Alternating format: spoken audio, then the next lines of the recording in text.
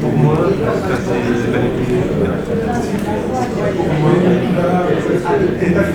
la différence sur la cause et la aujourd'hui, les décideurs politiques disent ça va pas, nous on a besoin de documents pour aujourd'hui.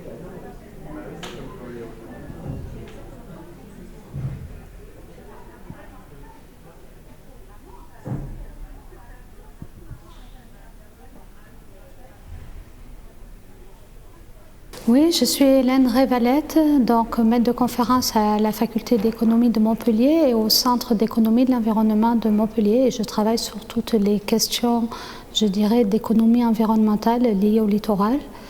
Et j'ai pas mal travaillé donc dans les zones méditerranéennes, mais pas que, et en particulier sur le bassin de Thau, en fait, qui est une lagune dans laquelle, en fait, c'est un peu un territoire d'expérimentation pour les chercheurs montpelliérains. Et on travaille en étroite collaboration avec justement les acteurs locaux. Je suis Édu Cardy et j'ai été amené à diriger pendant une bonne quinzaine d'années un syndicat qui a pris en charge toutes les problématiques liées au départ à la production conchilicole sur le bassin de Thau. Et ce syndicat a été créé un petit peu à l'initiative de l'État, sous le contrainte d'un mauvais conte de Noël, puisque en 1989, les professionnels conchiliculteurs ont été interdits de commercialiser leurs produits. Et face à cette interdiction qui mettait en cause simplement leur avenir économique, ils se sont un peu manifestés et l'État a décidé de prendre en charge ces problématiques de pollution récurrente du bassin de Thau. Et depuis a été mis en place diverses politiques. Alors en premier lieu, une association 1901 qui s'appelait l'Apogée, où les maires se sont impliqués, les maires des 14 communes du territoire se sont impliqués, à minima et sans apporter de réponse réelle aux problématiques. Ensuite, 2 intercommunalités existaient et se renvoyaient la balle, l'ascenseur, en disant s'il y a des pollutions chroniques liées à l'assainissement qui met en cause l'avenir de ces professionnels, ce n'est pas moi, c'est la communauté de communes en face ou la communauté d'agglomération. À partir de là, tous les partenaires financiers du territoire ont dit si vous ne vous mettez pas d'accord et si vous ne vous organisez pas sur l'ensemble du territoire, on cesse toute aide publique à ce territoire. De là est né le syndicat mixte que j'ai été à diriger à sa création et j'ai eu la chance de pouvoir recruter un personnel de grande qualité et dès lors on a mis en place une politique publique qui a permis de résoudre les problèmes. Ensuite, les problématiques se sont accentuées. On a été amené à prendre en compte les problématiques d'érosion du littoral, les problèmes de submersion marine. Et on avait des réponses un peu globales, nationales, avec des modèles très larges. Et finalement, on s'est dit, continuons le parcours. Et on a eu la chance d'avoir des moyens financiers importants de la part de l'État, de l'Europe, qui ont permis d'engager des études scientifiques assez puissantes, mais toujours sur des modèles à partir des ingénieurs du syndicat. C'est-à-dire toute la compétence était interne à la structure et ça nous a permis d'établir une relation très positive avec tous nos partenaires institutionnels, de garder une certaine autorité dans nos décisions et on a réussi à traiter un petit peu ces problèmes de littoral. Donc on a beaucoup travaillé au début de façon un peu sectorielle pour comprendre la pêche, pour comprendre la conchiculture. Dernièrement, on a travaillé sur une enquête auprès de la population pour voir en fait comment ils voyaient le rôle que la lagune rendait au territoire et quelles étaient les interactions entre la lagune et le territoire. Et là, on a notamment essayé de calculer, donc on avait identifié un certain nombre de rôles clés, il y en avait 8. On avait demandé aux scientifiques et aux parties prenantes d'évaluer l'importance de ces rôles et un certain nombre de choses. Et on a fait, nous, une enquête après auprès de la population, auprès de plus de 400 personnes, pour voir comment eux-mêmes voyaient ça. Et une des idées, c'était de regarder quel est le niveau de connaissance de la population, parce qu'on part du principe qu'effectivement, pour pouvoir conserver, protéger, il faut avoir une certaine prise de conscience de l'importance de ces phénomènes pour, je dirais, la gestion intégrée et la qualité globale de la gestion. Et là, on a eu l'heureuse surprise de voir, on a calculé des différentiels finalement de notes, de scores, entre les scores des scientifiques et les scores de la population. Et on leur avait demandé en plus de se prononcer sur l'évolution de ces rôles dans le temps, en prenant les gens en fonction de leur âge, bien sûr, pour qu'ils aient cette prise de conscience. Et là, on a eu l'heureuse surprise de voir que globalement, le niveau de connaissance de la population était beaucoup plus important que ce qu'on croyait, avec bien sûr des différences en fonction de l'ancienneté sur le territoire. Et notamment, on leur posait des questions aussi en termes de politique de gestion.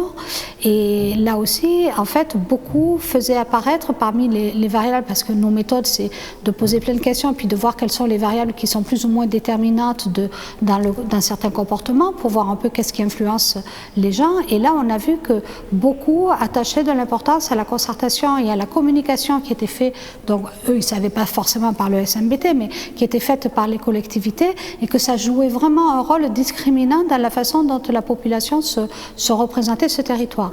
Et là, alors que c'est un point vraiment important, patrimonial, la conchyliculture, il y a quand même près de la moitié des gens qui s'imaginent que la lagune peut continuer sans conchyliculture et plutôt partir sur des usages récréatifs, en fait, de planche à voile, voilà. Donc ça, là, il y a vraiment quelque chose à faire, je dirais, pour faire qu'une partie de la population n'aille pas, je dirais, vers des plaisirs, je dirais, un peu utilitaristes et regarder plutôt la construction du territoire et son patrimoine. Alors, en quoi l'étang de Thau? Moi, j'ai travaillé depuis très longtemps sur l'étang de Thau, puisqu'on a travaillé sur plusieurs activités régulièrement. Ça m'a toujours nourri parce que c'est un très bon exemple de bonne gouvernance, d'actions innovantes qui ont été faites et, je dirais, d'approches intégrées, en fait, que l'on peut essayer de répliquer ailleurs. Il y a eu d'ailleurs plusieurs colloques où on a essayé de voir sur des lagunes, donc en Tunisie, au Maroc, comment on pouvait... mais en fait, dans le cadre de l'étang de Thau, il y a vraiment tout un écosystème, je dirais, institutionnel et qui est beaucoup géré par le SMBT, qui permet de faire que ces liens existent. Et ce n'est pas forcément transposable ailleurs. C'est vrai qu'il y a comme ça des sites pilotes un peu intéressants où il se passe des choses, je dirais, un peu innovantes. Et après, on les duplique, mais souvent de façon un peu dégradée ailleurs, parce qu'il n'y a pas toujours les conditions, les bons acteurs pour, je dirais, s'appuyer dessus.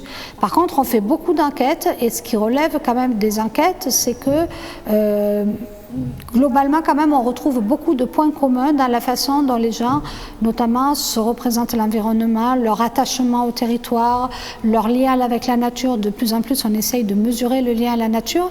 Et là, on se rend compte qu'effectivement, ce lien, il est d'autant plus fort que les gens sont proches, finalement, de l'écosystème naturel et qu'il y a beaucoup de communication et d'action autour. Et c'est bien, je dirais, un peu l'enjeu et la problématique de politique publique intégré à la fois du point de vue des outils, mais aussi intégré du point de vue des publics qui composent le territoire.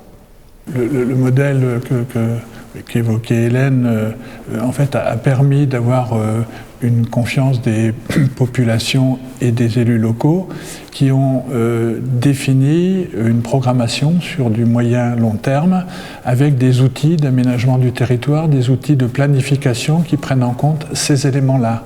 Donc le SCOT, qui est un schéma de cohérence territoriale, pour justement avoir une cohérence dans l'aménagement du territoire, a défini des notions comme la capacité d'accueil du territoire, qui évite d'avoir trop de population saisonnière au regard des risques de limitation d'alimentation en eau potable dans les années futures. On imagine effectivement que ce changement climatique puisse être un levier pour repenser le territoire avec une planification organisée et pas laisser les gens s'adapter, je dirais, comme ça, au gré des tempêtes, au gré des problèmes, avec du coup des inégalités croissantes, parce qu'il y a de plus en plus d'inégalités sociales, mais aussi ces inégalités sociales se croisent avec des inégalités environnementales, et on voit bien que les gens qui sont le plus exposés au risque sur un certain nombre de choses, voilà. Donc, pour moi, c'est un enjeu intéressant, même s'il est difficile, et qui est porteur quand même, je dirais, de positivité. On a tendance à considérer que ce drame sur toute la France va se réaliser, que toute la partie littorale va être exposée.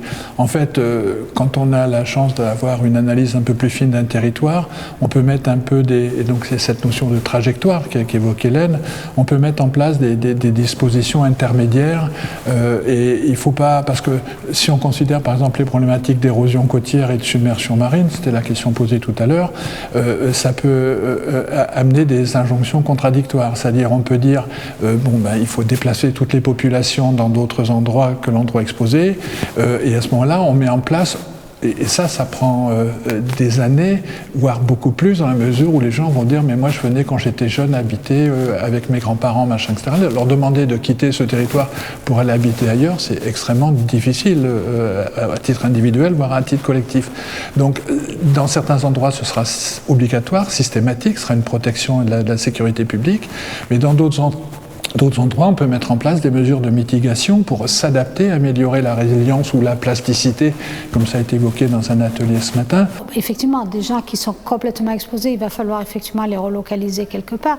Mais quand on a beaucoup travaillé sur le fait que les gens qui avaient vu sur la mer n'avaient pas envie de partir et qui étaient attachés en plus à leur logement, et on n'a pas beaucoup travaillé sur où on va les mettre. Et quand on a commencé notamment sur l'étang de Thau, puisque sur l'étang de Thau, il y a eu un atelier des territoires qui a été mené, dans lequel les élus ont beaucoup discuté. Et là, on s'est rendu compte que les élus des communes rétro-littorales, ils ne voulaient pas du tout de ces gens-là. Hein. C'était des communes viticoles, un peu cool, sympas, où il n'y avait pas beaucoup d'habitants. Ils disaient, mais non, nous, on ne va pas avoir des lotissements, des gens qui vont arriver. Donc la question, c'est bien de recomposer le territoire et pas forcément de relocaliser tout le monde. Donc peut-être c'est de la transparence hydraulique, de la mitigation. Enfin, de toute façon, il n'y a pas une solution. Il y aura des solutions adaptées, même pas au niveau d'un territoire, à l'intérieur d'un territoire, en fonction des quartiers, des îlots, etc. On va faire en fait du travail d'orfèvre, où on va regarder de la haute couture, parce que effectivement, ce n'est que des cas particuliers.